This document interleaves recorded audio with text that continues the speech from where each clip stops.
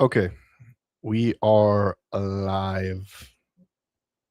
It is Trent Knox in the building. In the building, it's me and myself and I. Okay, so I want to go live. Um, Hanging with the boys as usual. Uh, in in the community final chapter. If you want the link for that, put it in the chat, and we will do that. There's a few videos that I actually need to make. One video that I need to make is how to start a business in 2026. Uh, yeah, there's a few businesses that a few things that I have to make, but I wanted to go live and I wanted to talk about vibe coding. I wanted to talk about business maxing. I wanted to talk about clout farming. Um,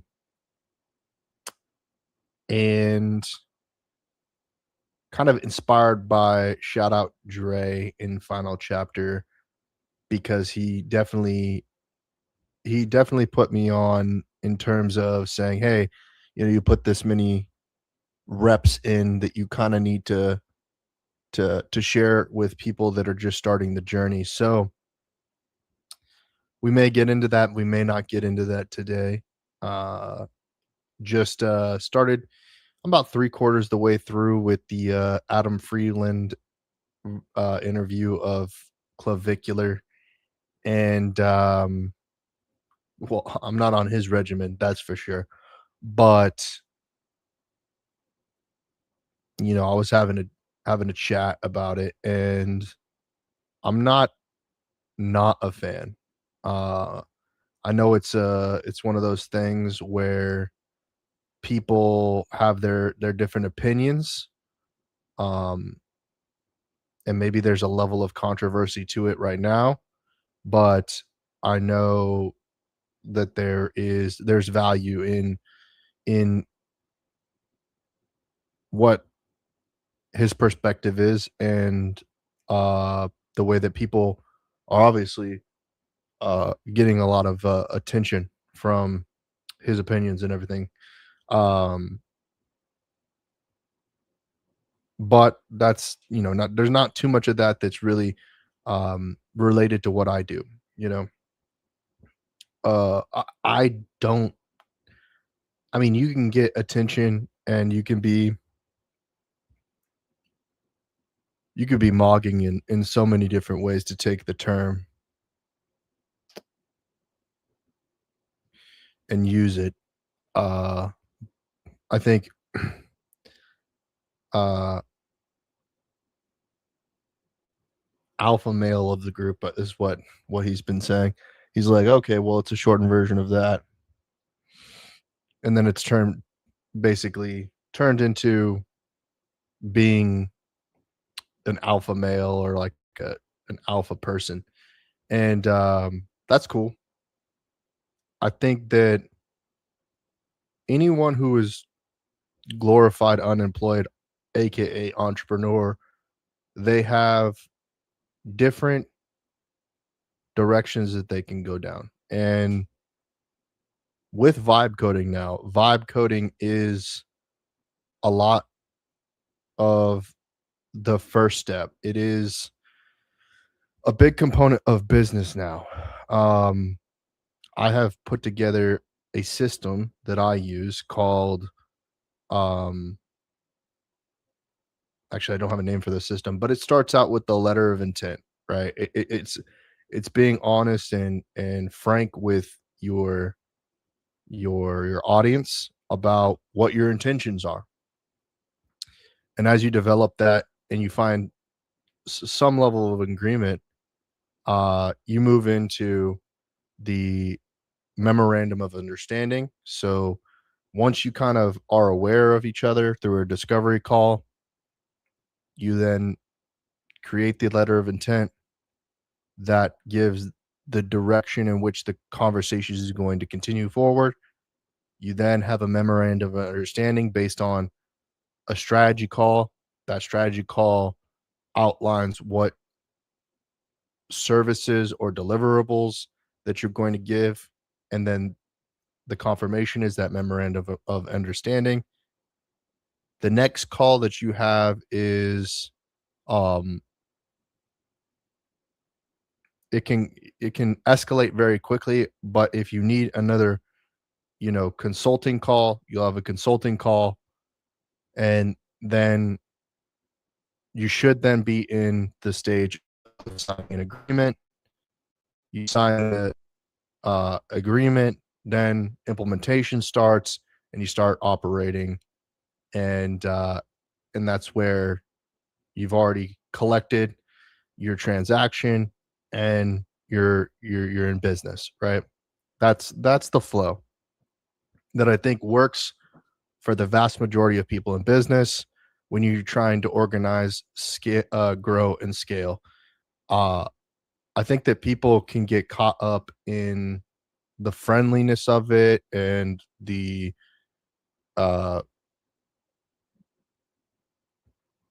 the charades of it, just like in business, can get caught up into the drama, all of it, and you're not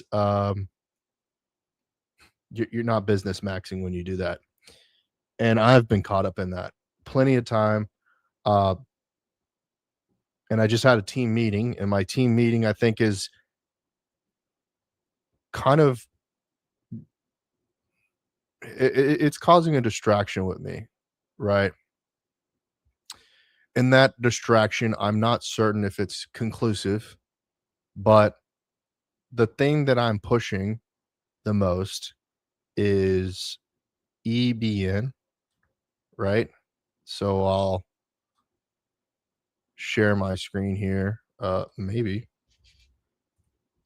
Uh, yeah. So let's get into it, right? So this is my shill, right? Uh, let's see what's going on. So we got some folks who are joining the platform and stuff like that. But my shill is this EVN, right? And it's all derived from the journey that I've been on. My journey. Wow, this is scuffed. Uh, let's try this one. Is that better? No. Ner. Let's see. This is one better. No. Uh. Oh man. How do I? Oh no. Why is it doing this? How do I get a better version of this just to lay out? This is gonna maximize that. We don't want that. What is going on here? Oh no, I'm not trying to do that either. This is going perfectly. What about this one? Well, y'all can't see jack shit on the vertical version of this, but um, on the other version too. Let me see if I hit this one if it's any better. Dude, I just wish I could make this bigger. I don't know.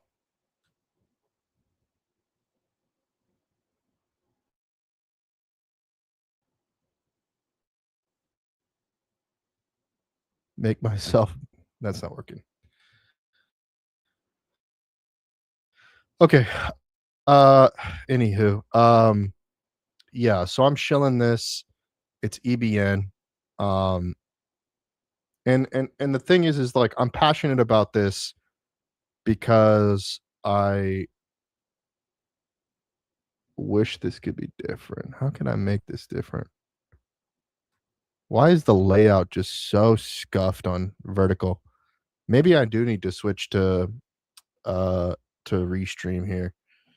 I keep bouncing back and forth between StreamYard and Restream because they offer different features, and then one updates one and the other one doesn't update, and it's like now I think I might need have to switch back because it's just this is not good. Well, anyway, I screen shared it. So if you're watching a clip, go and watch the full thing. Uh, but so I created EBN to help gamers make money online. I think the the thing that gamers struggle with is their comprehension of the different avenues in which money can be made playing games or in video games online. You know, not everyone is a genius. Not everyone is like a know-it-all. And I run into them and I'm like, "Oh, you're not a know-it-all. You need help. You need to know a know-it-all to kind of get the direction because they're just lost and they need some help. Doesn't matter what age you are. You can be, in your late 50s, could be in your early 20s and just be kind of like lost uh maybe in different ways. Like some of it just being green, but other things are just being kind of like not up to date or not in the know with the technology, not just struggling to find where you fit. And I feel that now. I'm starting to feel that with podcasting a lot, and in just cultural knowledge, struggling to keep up with the lingo and staying in touch and being in the know. I'm definitely struggling with that. Um, lifestyle change, uh, what was cool when I was in when high school and what I felt like I identified with is changed over time. And one of the things that stayed consistent is video games, right? And gamer culture. I feel like I still relate to it. I still feel like I'm checked in with it. Um, have I become more checked out with it? Yes. Um, just technology changes, the competitive landscape. I still enjoy it as a um why do I say observer? Why is that? That as a viewer, I guess just to put it frankly, there's other smarter words to use here that I'm struggling with. But as a viewer, I still watch YouTube videos of people playing video games and let's plays and stuff like that. And maybe not as much as I used to, but I'm still kind of tapped in. I watch live streams from time to time on Twitch and esports, but as far as a player of the games, I'm not really an active player. I'm not like hung up on Arc Raiders or I'm not wasn't a part of the drama of whatever that that new game was that fell apart. I can't even think of the name right now. Vala or something. I don't know. It's the one with the horses and the guns and stuff. Not a Red Dead Redemption game, but that new one. It's gonna click with me. It was such a flash in the pan that unfortunately, you know, kind of went defunct. I mean, it just blew up and then it's out of here. Which is just like once you start just seeing that happen a lot with different things, and it's happening even more now than ever, where just games are just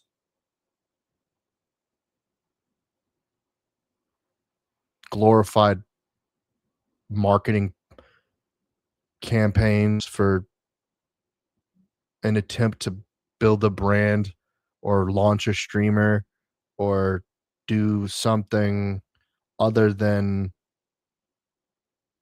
be a form of entertainment. Uh, it's been yeah, it's just video games have changed. There the couch co-op, the fun of games is changed, and it's just finding how that finding out how to adapt to that and find your place in the new gamer world is a challenge, and then it comes down to, like, just, like, participation and cultural fit for you, people playing story games and people playing campaigns and what all that stuff, and finding where you enjoy games. I'm not in I'm not there yet. I'm not in a mental place to do that. Um, Progressively, I just focus on trying to have a good idea and then turn that good idea into a business, and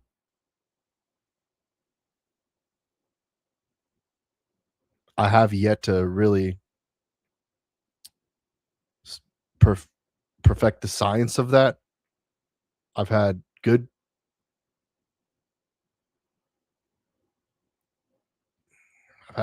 good things happen, um, but not enough. Not enough to say, "Wow, okay, I really was put together all my skills and all my talents and everything like that, and wow, okay, wow, the wow factor isn't there yet." Uh,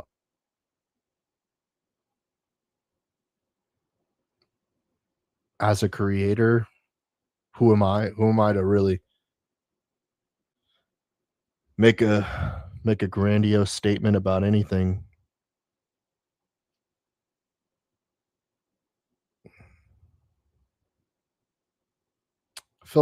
I just feel like a feel a I feel like that I I would like to do something more meaningful, more impactful.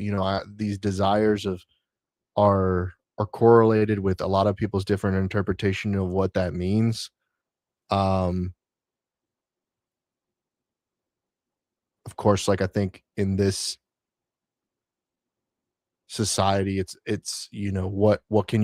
what sort of resources can you accumulate, and how can you utilize those resources in a positive manner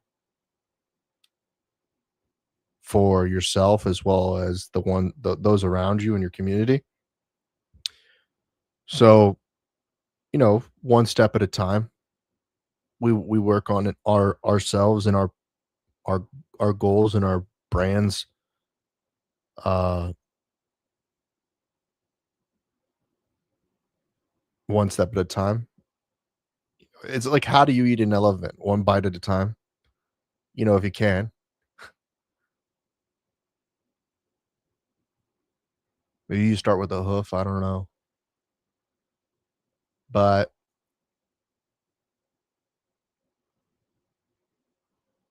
I wanna help people do meaningful things in their lives that lead to their happiness. I know some people come to me and they say, "I need help. I need this." And I feel like I'm 15% heading in that direction of being helpful and resourceful.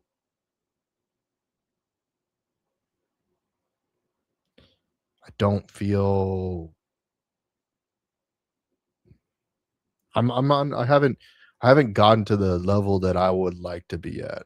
I would like to be at a much higher level, and I think that a lot of people relate to that. I feel like if you're a glorified unemployed person, if you're even if you're leading a Fortune 500 company, you feel like you you feel like a sense of purpose is important to you, good or bad. a sense of purpose. I think that's probably true in the government as well. Whether the right thing is done or the wrong thing is done, I think that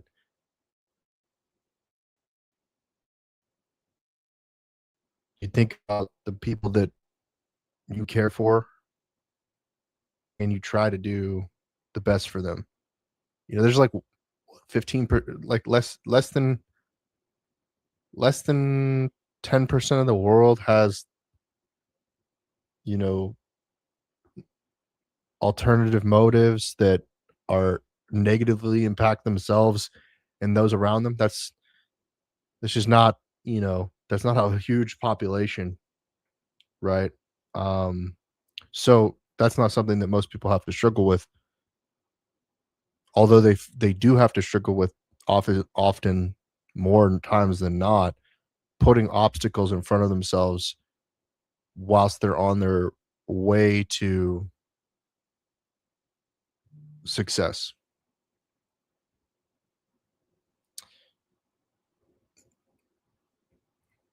I want to see people succeed, and I and in saying that, I wish I was more networked with people who are trying to succeed.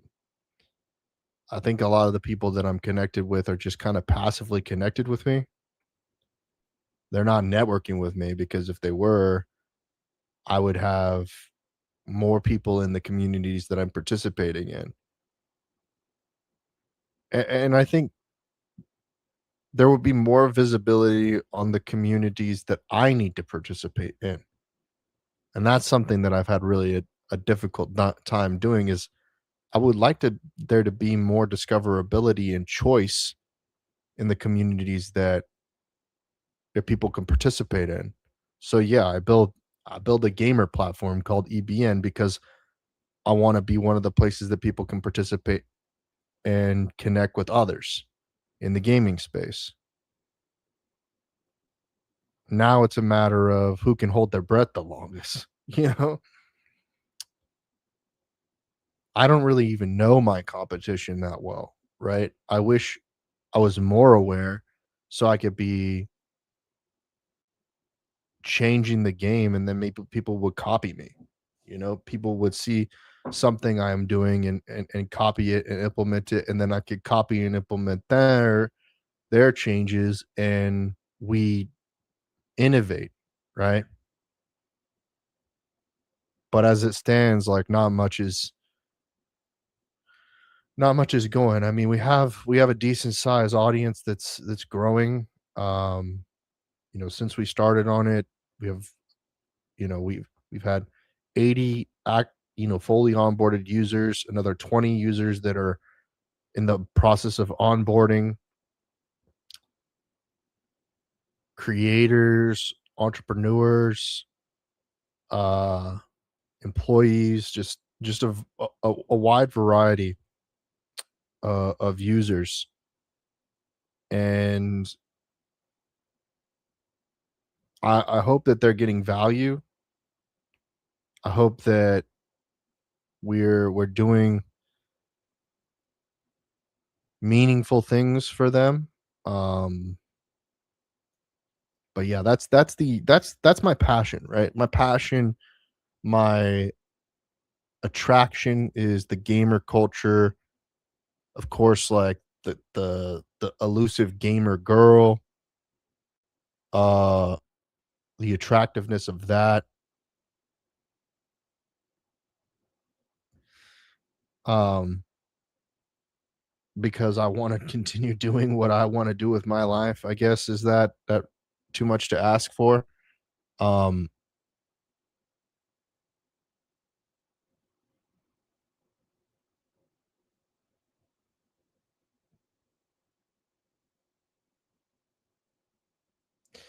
I think that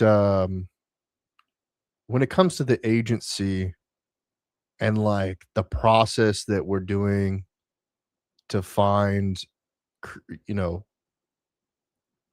business owners who need to do content and produce the content for them and take that content and then market it to their audience. we're just another, we're just another application that they're going to implement into their stack. We're just an integration, right? And we're just trying to integrate and help people where otherwise they couldn't afford it, right? People who are Fortune 10,000 companies that just need the help, they just need to be able to get content out there, and they need people who understand the systems. And there are a lot of people who understand it, but they just can't stay consistent. The reason why they can't stay consistent is because they're flashy and not um,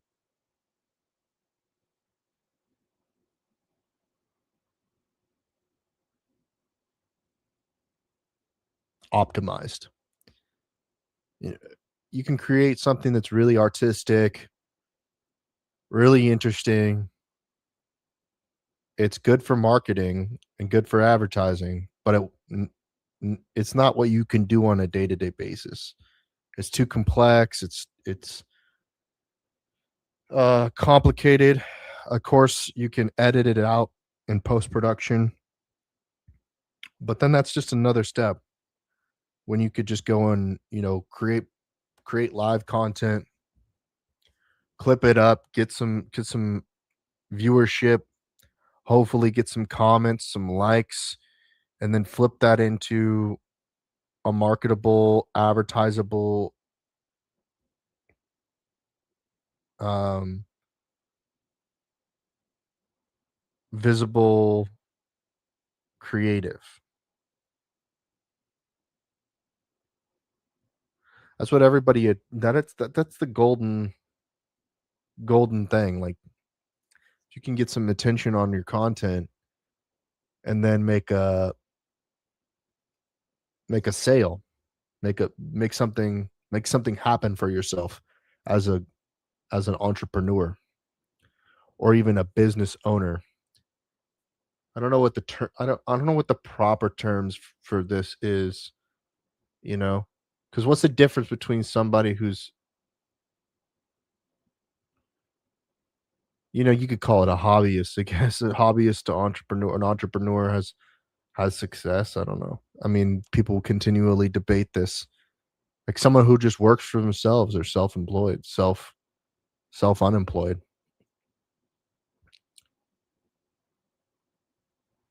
I hate I don't wanna, like, just continually jump on and talk about pessimism and negativity and all this stuff. I wanna be more optimistic and positive, but people are just always using the drama and the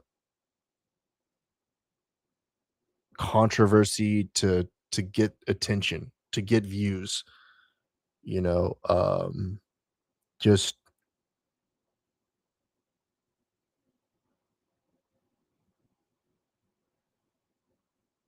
how does that help with doing better in life? It's selfish, it's self-centered, it's that type of content is benefiting the creator, and it doesn't it takes energy away from viewers like me. I'm fatigued by it. I'm content fatigued in so many ways. Like, it's to the point where like my physical well-being, my mental well-being, my spiritual well-being is fatigued. The whole process of mental health, right? And it, it's and the people who think they know is even more draining because they don't have the lifestyle or the structure, and then they want to get argumentative about, oh, now you think you're in a position to critique whether m- my life is is attractive or not, and it's like, "Oh god," you know, "make this about you." Like, I'm here to get, get help from someone, and now the person who's supposed to be helping me is helpless and cannot provide the the goods that I've come to purchase. "Oh, you don't wanna eat bugs? The here's your bugs. You don't think bugs are steak?" That kind of attitude. It's like, "Oh, so just accept low quality goods?" This is the where we are, and here I am talking about it, you know? I mean, they make a ridiculous, you know,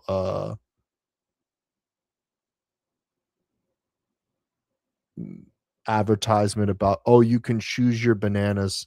What was that commercial? The Super Bowl commercial, uh,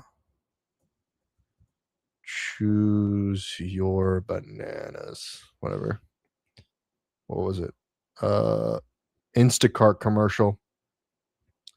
And that's, like, somewhat true, not 100% true, because who wants to spend more money on, on Instacart than going to, uh, Walmart or Randall's or where I am, HEB? Like, the reason why it's, like, fast, and maybe they'll improve and maybe they'll take note from Instacart's Super Bowl commercial, is, like, people are tired of the rotten produce showing up their house, the poorly picked meats, and it doesn't do you any better to go to the grocery store yourself. It's not like they've got the best stuff on the shelf, and a lot of times you look and it's like everything's gone because everything gets purchased online and delivered directly to people's houses, so you're, like, picking through the skims or picking through um, the low quality produce and groceries. It's just, oh, and then what am I here complaining about this when people are saying, "Oh, well, why don't you just order, uh, prepared food, room service, house service? Oh, you don't have this, you don't have that? Oh, yeah, true, true. You know what? You're right. You're mogging me. You're finance mogging me. Uh, your system's mogging me." Well, what what else am I supposed to do? If if I don't know the information, and I don't have the social circle to know the information, uh, at a cost ratio that that puts me on the upside, then what am I supposed to do? You know, just continually just continue and living in a deficit. And I think that that's what people like me have chose to do, is like, well, if if there's no upside, there's no surplus, then we just have to figure out how to survive in a deficit. We have to continue to just suffer. It's a suffering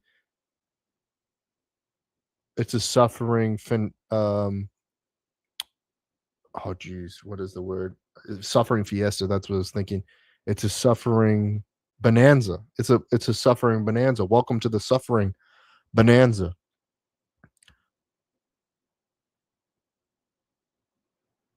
Whilst our bodies uh, rot and decay. Our while we what is the opposite of gracefully? As we clumsily crash out and and decline to our demise. N- And not for nothing, with the best of intentions, you know? We're trying to do good, and that good is not at scale to be meaningful for yourself, for the people around you, for society, you know? It's just, man, am I getting pounded right now with emails. Um, I don't know. Maybe I will feel motivated eventually, or if I stop goofing around and I actually if I because I know how to use OBS and I know how to use all these tools, but the thing is like the convenience of cloud. This is true of vibe coding too. The convenience of cloud is just like, why don't they make the systems?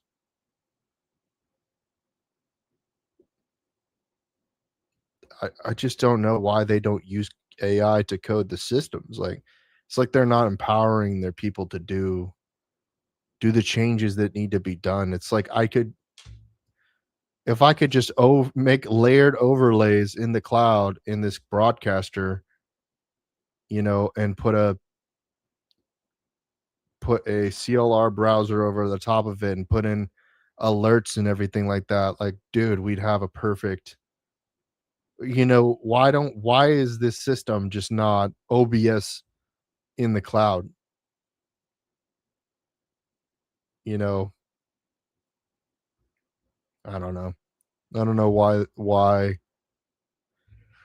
I don't know why. I know there's other systems that do it, but it's like you turning a free resource into a paid resource that's just like not financially viable for what it is, like, is just disgraceful. I don't like it. I don't like it. Um, I don't know what else to say. I mean, you know, I'm going through this process of learning how to code with AI, and uh I haven't learned anything about coding, really. I've started to I guess I know the words TypeScript, I know React, I know the word JavaScript, I know the I guess I know the engineering component of it. I understand now Supabase, understand Google Cloud, GCPs, uh I understand an IDE is an environment that you code in, understand what a terminal is, but this all sounds like 101. I mean, I guess I'm at the I've invested my time and my effort into 101 learning,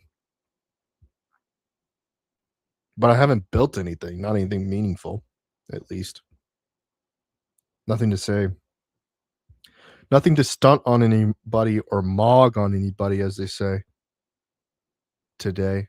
Uh, and I wish I was. That's the thing, is like I think everybody wishes they were in that at that stage where it's like, dang man, this is something that's impressive that people are interested in. Um, I watch TBPN and get the clips from it, and I see what they're doing, and I'm like, wow, that's they're doing the thing. They've got a lot of money invested in doing the thing, but They're doing it. Um, they got a lot of sponsors from doing the thing that any creator who's been in the business space has thought of, like, what's the next iteration in the online world of the Bloomberg channel that is talking about new media, and talking about, and new media is almost an outdated term you see from the early tens and aughts. It's like, dude, new media is not even a thing. It's content, you know, the creator economy, the attention economy, the digital economy, the virtual economy. These things, this is the conversation. It's the what are people doing online to make money? It's the make money online progress. It's what is out there? What can people do? And that's what I think TBPN answers a lot of the times. Maybe they speak a little bit too highbrow, and then it's interesting because I'm like sitting in the dentist's office and they've got Spotify on the TV and an ad comes up and I'm like, nobody's listening. No one else is in here but me, you know? No one else is in here but me, but I'm listening and there's an ad on the TV for TBPN. That's crazy. And I was like, dude, this is sort of dystopian in a way because this ad is, they know I'm in the room because my device is in my pocket. But sadly, I don't have anybody to share this with. Not even, not even another person that's waiting to be seen by the dentist. And then I don't want to go too deep into the dentist whole thing, but that's a whole nother racket scam. Dude, oh man. Consumerism, the things that are most important to any given human being is our ability to take care of ourselves, and they wanna commercialize it to the point at which it's, like, outrageous, like, and I'm just like, "What are we doing? What is the point of of this?" There's no care, like, healthcare, dental care, there's no care in it. What that's the that's what I think I'm struggling with is because I wanna put the care in things. I care. I care about gaming. I care about content. I care about this AI stuff. But I just keep running across people who are like they're just selling stuff. They don't actually care whether or not the people who buy it actually get get anything out of it. Anything, positive, negative. They don't care. They care about their own personal benefit. And I don't know where to look. I don't have a there's not a source, I guess, of that is analyzing and doing the thing that needs to be done to detract from that, that would separate the stuff that's separate the people that don't care from the people who care. You know, it used to be like I felt like you could go to Google Maps and you could use that as a gauge for quality, but now it's like after having gone to other cities, it's like, well, that's not even true anymore. You know, progress hasn't happened very much where I'm. Um, it doesn't move very fast. And I think that's kind of probably true of most places, but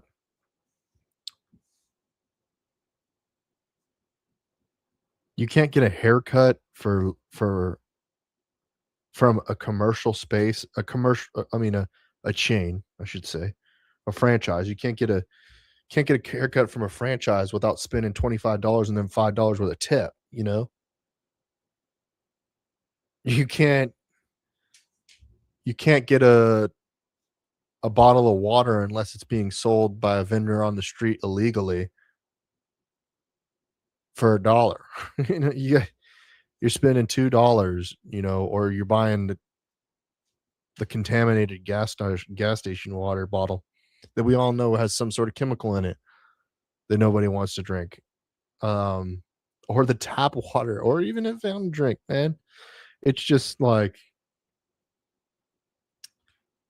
dude, I have had the worst experiences lately, and I could just go into my personal experiences, and I don't know if anybody cares about hearing this drama.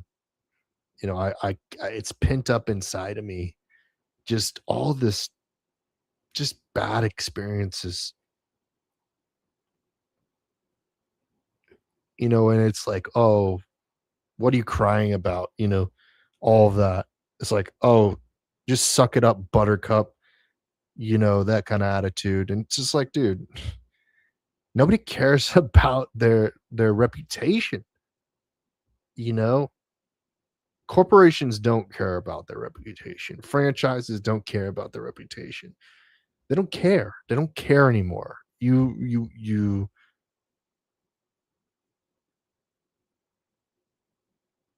it is what it is, accept it or not. You know, that's just the the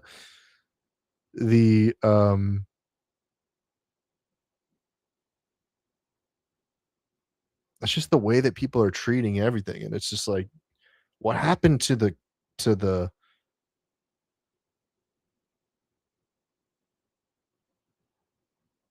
version of the world that I felt when I was younger? And maybe it's something you only experience when you're younger, and that's always been the case. You know, because if you come into this world, like, you're coming into the world wherever it is, you know?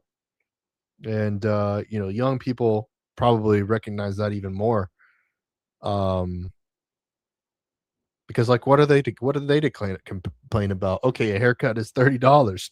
You know, that's the standard, you know, and our ancestors and our people would say, "Oh my gosh, my time, a haircut was a nickel, and an ice cream, wow, that was 1 cent." It's like, "Okay, old timer."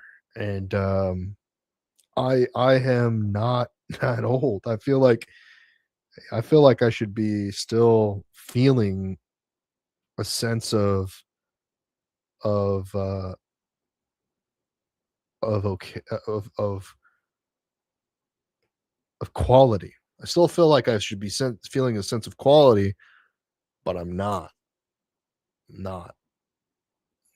um, where I think young people are. I think young people still don't have the jadedness of it because they just don't know anything different. They don't know a world where things were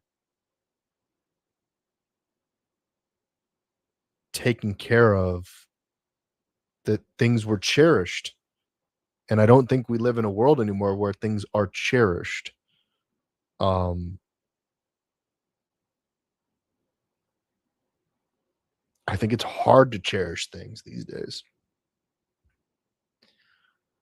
uh, because it's just the rapidness of the standard, the what high quality standard is, the bar continues to raise to make the competitiveness just even more difficult to attain. So if you were in the 1%, to be in the 1% now, you have to be in the 1% of the 1%, you know? Um, And so it's just the what is high class or high standard has gone to uh, stages that are unsurmountable, unsurmountable. That's the word, right? Um, but hey, I'm just here, I'm just here out here talking my shit, letting people know where I'm coming from in 2026. Um,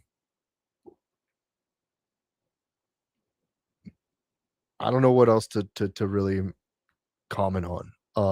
I have a lot of work that I want to do on myself. Um, I want to be better. Um,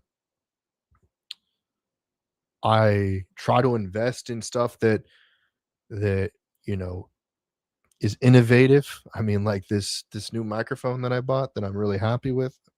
It's making me happy. Um, just because it's kind of it's just wild to me that this type of technology exists at this quality level. Um, this little dongle that is it it performs at the level of any XLR microphone, you know, and it's wireless.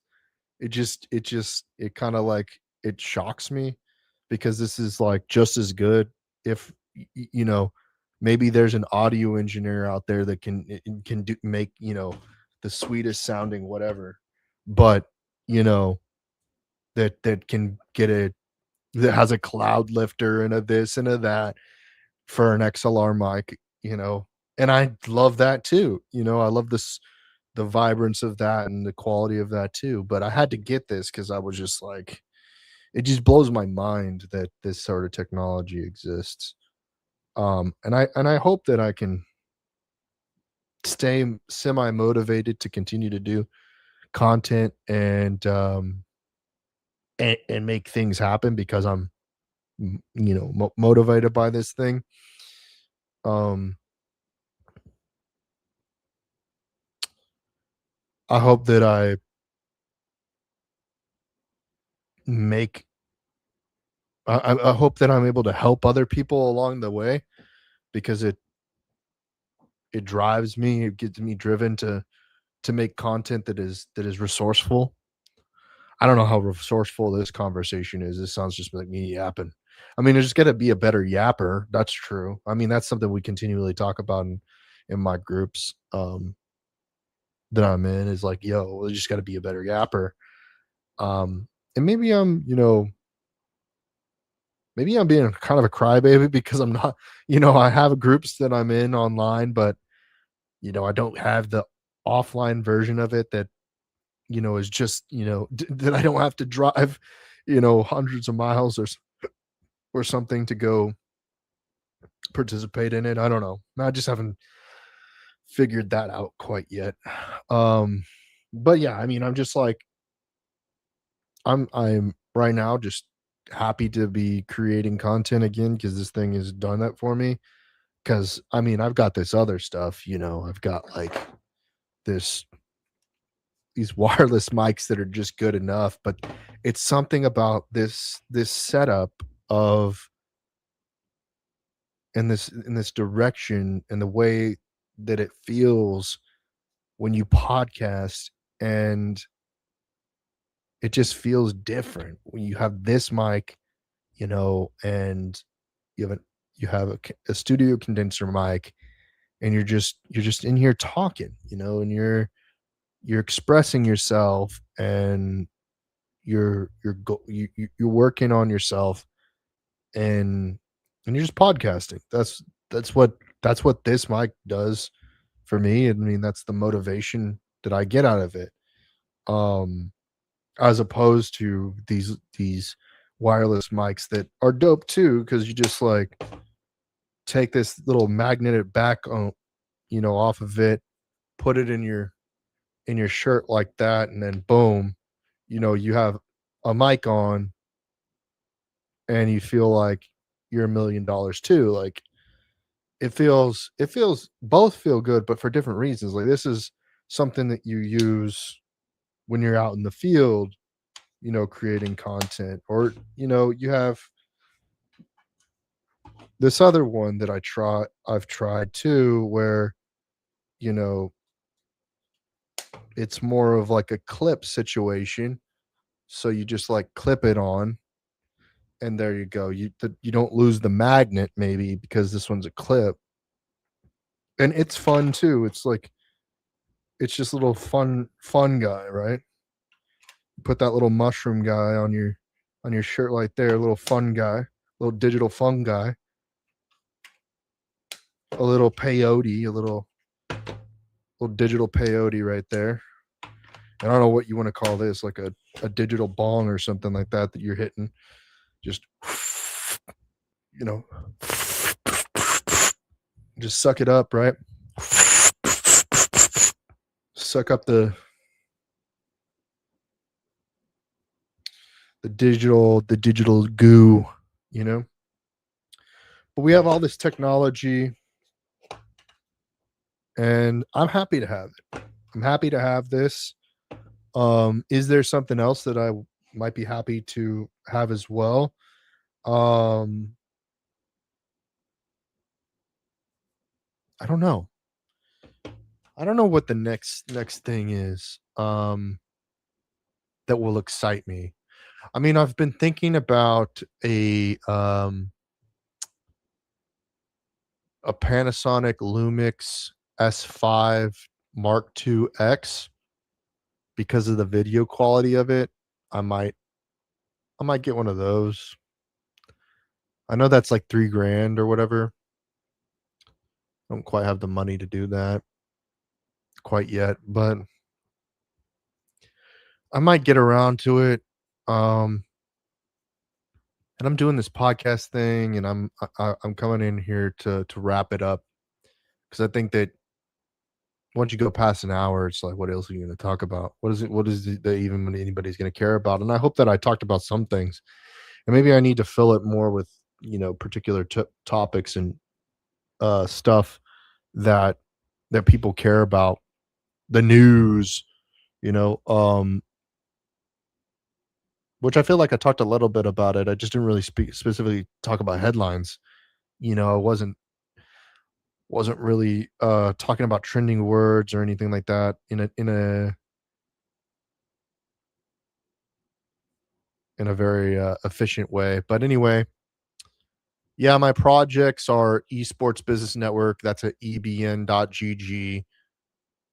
Um, my agency, which we manage creators and we produce content, that's cybercitymedia.com.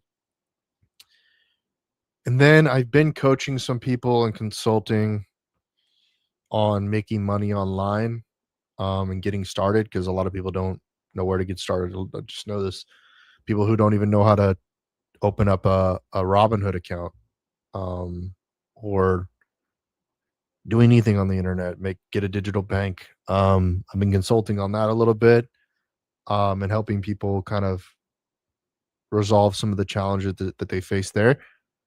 Um, I guess the best place to get in contact me with in terms of that is Trent at Trent. Oh wait, TrentKnox.com. If you just go to TrentKnox.com, you can get more information about that. Of course, on social media, all things at Trent Knox and at Trent Knox TV.